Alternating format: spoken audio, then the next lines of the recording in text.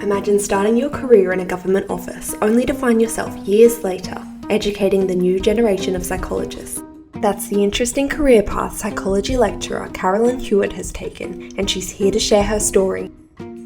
Professionally Psyched is the podcast that brings you cutting-edge psychology research and real-world insights from our psych community of clinicians, researchers, and educators alike. We're here to explore how psychology shapes our everyday lives and impacts the world around us.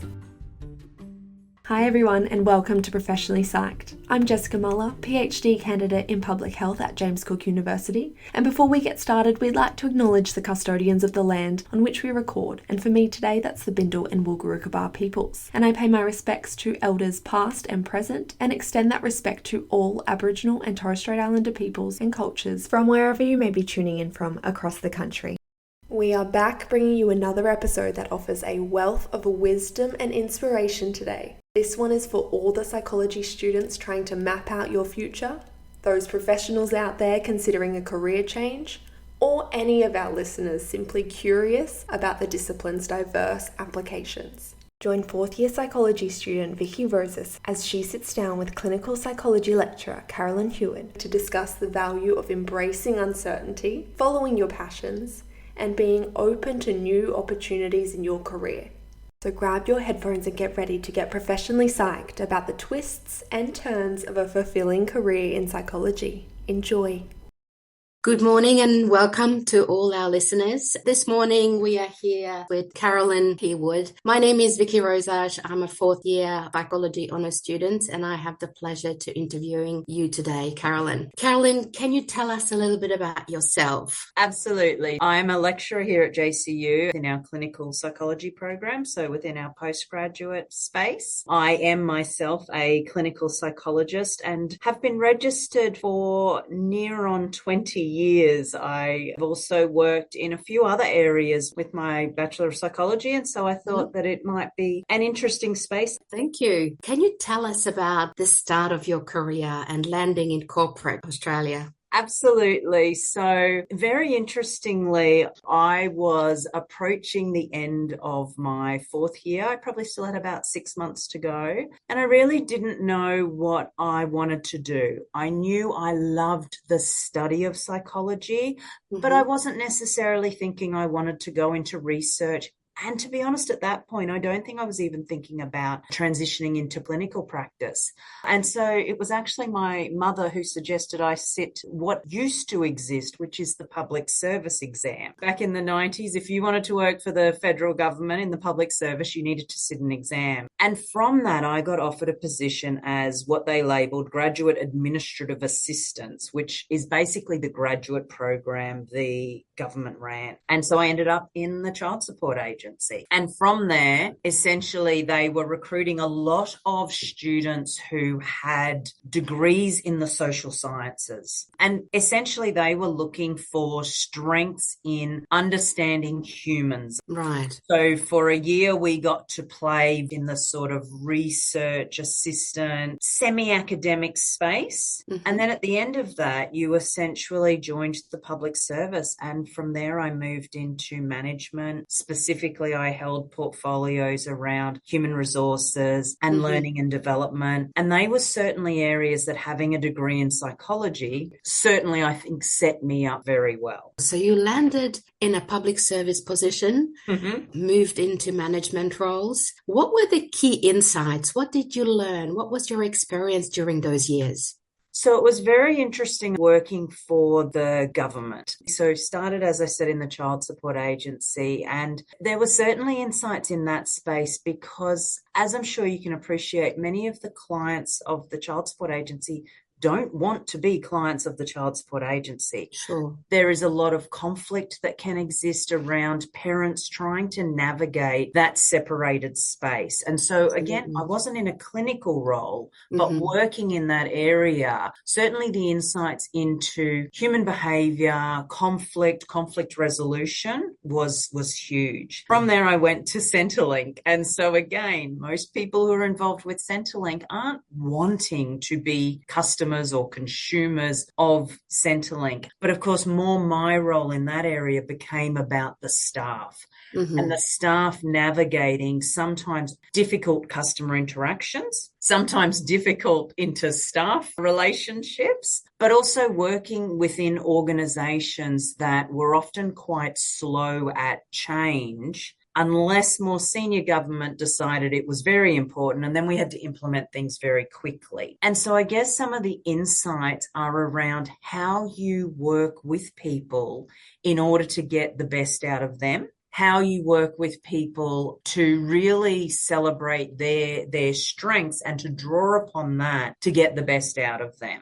And so I would say that that's something that, regardless of where I work, having those opportunities, things that were always a challenge, which was fabulous, but the opportunity to be working with people and trying to get the best from people when you're often navigating difficult relationships, I would say there was certainly a lot of insights around how that could then exist or be beneficial, I should say, in a, say, clinical space or in a teaching space. So lots of rich practical experience with people with a wide range of diverse people from different diverse communities. Mm-hmm. I'm really curious what motivated you to then move to the clinical space. Can you tell us more? Absolutely. I think that circling back to what I said about during my undergrad, not necessarily knowing what I wanted to do with my degree, it was similar within that sort of corporate space. I spent around 7 years working within child support and then Centrelink. And during that time was doing reasonably well. I was promoted. I had gone up to the senior level without moving into the senior executive service level. And in part, I was looking for something different. I was looking for a new challenge. Right. So I knew that I had always enjoyed studying. And with that in mind, I applied to the JCU Master's program. I'm not 100% certain that I was really sure that I wanted to be a clinical psychologist at that point in time. I just knew I was looking for something new, something challenging, and an opportunity arose. And so I moved into that area. So this is really interesting, Carolyn, because I'm hearing you weren't quite sure. So I'm curious to hear, what were your preconceived ideas or thoughts about clinical psychology, and how did that shift during your course? I was thinking about how I could utilize what I would learn, I should say, in the organizational space. So JCU didn't offer a master's in organizational psychology. They did in clinical. I think we had forensic as well back then. But so I think initially I was interested in how I could apply those learnings in the organizational space, but in a more direct clinical application of skills rather than as a manager. However, across doing the degree, doing placements, and also having the opportunity to work as a research assistant for a psychiatrist here, expert in eating disorders in Australia, I had the opportunity to do qualitative interviews with women with disordered eating. And I found that fascinating. Being able to be in such a privileged position that these women were sharing their stories. They were detailing their journey. And so I think so as a research assistant, coupled with what I was learning in the classroom, coupled with some fabulous opportunities in my placements, that's where I really would have started to shift into, okay, it isn't just about how can I utilize that in a management or organizational role, but actually how might I be able to make a difference? That is wonderful to hear. And I love qualitative research. I'm really interested to hear more about working with that psychiatrist specializing in eating disorder, what that was like for you and how it changed your view around moving from organizational thinking to clinical.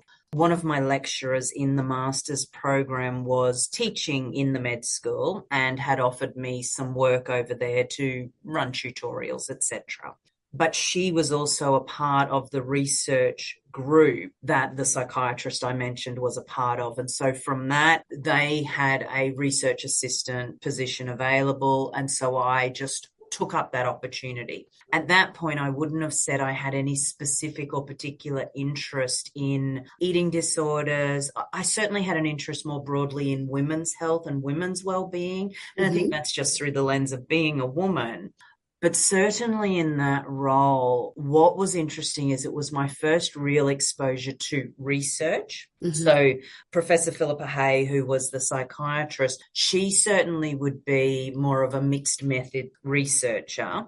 And so there was an awful lot of quant data I was also dealing with. But one of the key roles, and the one that you've picked up on there, Viki, was those interviews. And what I really observed was the value I saw in being able to just sit with somebody and just by asking some various probing questions, but recognizing how to moderate that space so that it's not too interrogative, that it actually felt like a safe space, particularly because all the interviews were over the phone. So none of the women lived here in Townsville. And so one of the things that I learned through that is the way in which developing a great rapport with your research participant in this space, but allowing space for them to explore what mattered to them and helping to guide that interview in order to have your participant feel that they've been heard, but at the same time to gain the information that you were wanting. I wouldn't have realized it at the time, but what I can look back on now is that's exactly what we do in clinical practice. That it's creating a safe space, it's developing that rapport, but that therapeutic alliance is what ensures you get that rich information you need in order to be able to formulate what's going on. And so that's some of the areas that I would see parallels, which I wouldn't have appreciated at the time.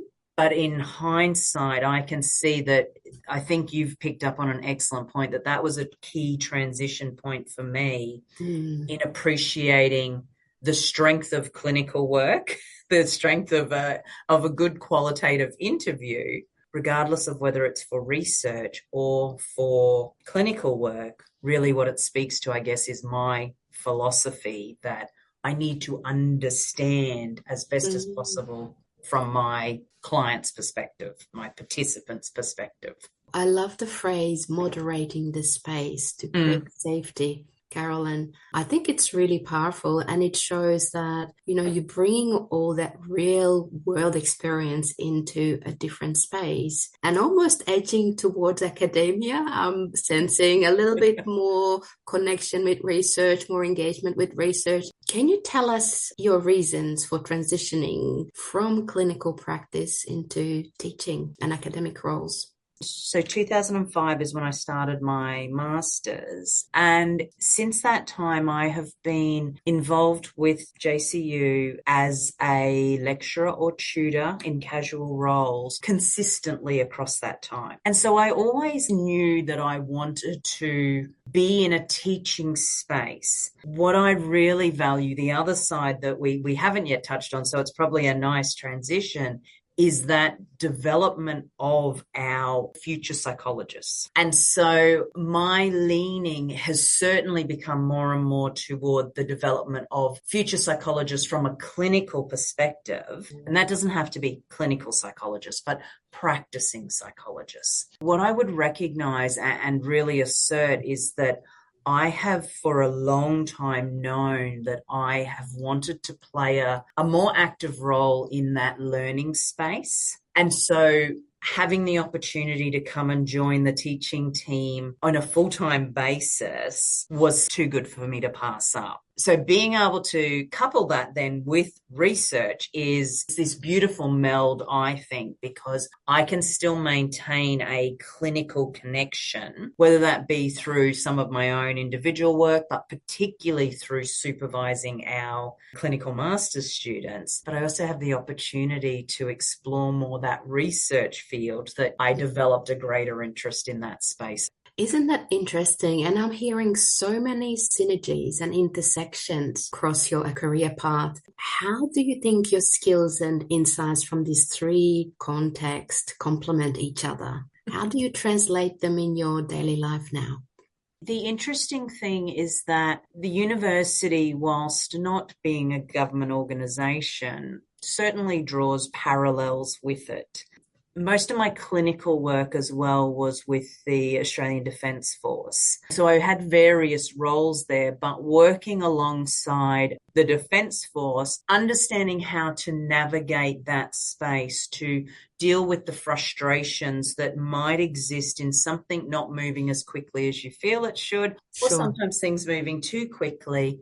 There's certainly parallels. So there's benefits for me both as an individual existing within the university space, but I also think when it comes then to the teaching side, to the developing future psychologists, there are skills that exist in being able to manage individuals, lead individuals, an appreciation of learning and development. And so how competencies are gained is something that I think translates really nicely into, again, this academic space. We don't think about it always in the exact same way as, say, the corporate world or the TAFE sort of industry would. But often we're talking about the same thing, demonstrating that we are competent at a skill. And so I certainly can see the way that even though we are now talking over 20 years ago, the ways in which that those corporate experiences have supported me in developing my skills clinically, have supported me in being able to function as best as possible within these various corporations that I've worked within or structures, but also that they assist in then supporting future psychologists. I think the other thing I was just thinking of is also from a research perspective. And for any of your listeners who are completing their honours or their group project, I know that they will appreciate being able to be a good project manager is really important when you've got lots of different things on the go. That's something that being in the corporate space provides a really nice foundation. Excellent. What guidance can you offer for aspiring psychologists such as myself? One thing I would say is it is okay to not know what you want to be when you grow up. I'm still not 100% certain that I have nailed what I want to be when I grow up, but following your interests, looking at where they exist and knowing that that will evolve as you have more opportunities. I think appreciating that a degree in psychology offers so much, and so trying different things out is something I absolutely encourage. For those that know that they really want to get into working with humans to assist them to understand human behavior, that's a good space to explore that clinical pathway. But knowing that there is a large time commitment to that. But really, I would say follow your interests and to let go of some of those constraints that we often hold, that we need to know what it is exactly that we want to do. And I know that that's coming from a little bit of a privileged perspective, that often we need a little more security, and we need security in our job roles. So I don't want to imply that you can just chop and change and the like. I do recognize that we want to ensure there's security in what we're doing. But as far as the expectations we hold for ourselves, I'd probably say hold them a little less tightly and try out different elements of psychology and just see what feels like it fits comfortably, because not every area is for all of us. So knowing that is as important as the knowing where you're meant to be. So hold that journey a little bit less tightly or a little less defined, and try things out.